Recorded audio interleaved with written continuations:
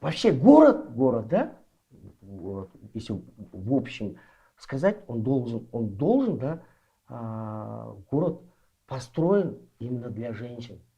Для женщин? Да, понимаешь? Вот Так, если, почему? понимаешь, потому что вот я уже несколько лет наблюдаю, да, у нас в городе женщины, девочки перестали носить каблуки. Так, Ну, если честно, да, а ты спроси у них, почему они каблуки не носят. Это же красиво же. не Как ты думаешь? задумывался. Вот задумайся просто, для чего? Ты спроси, для чего? Женщины не носят каблуки. Потому что наши дороги, наши тротуары не приспособлены к каблукам.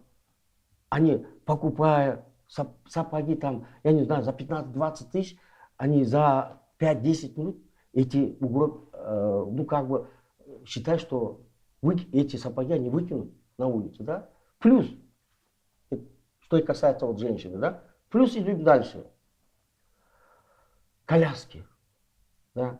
Ну, мать, коляска, да? Дети. Что должно быть? Опять же, дороги, Тротуары.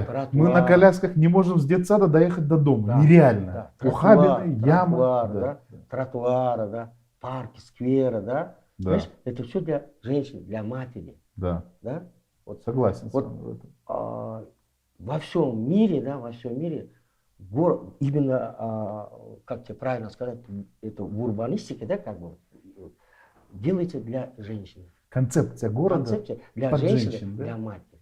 Для матери. Да, для матери. Это пешеходные переходы, да, пешеходные зоны, парки, скверы, плюс улицы, светлые улицы, чтобы наши женщины, матери не боялись ходить вечером, да, Безопасно, да. как бы, да, плюс тротуара, плюс велосипедные дорожки, да, чтобы наши матери, девочки, плюс коляска, плюс каблуки, да, как бы. И вот в этом все она должна быть.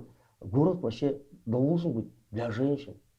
Мы вообще, мы мужчины, мы живем ради женщин, да, как бы, ради детей. И поэтому вообще вот смысл города должен быть вот на этом строиться. Мгм. И также парк должен быть строиться именно как бы для женщин. Я убедил?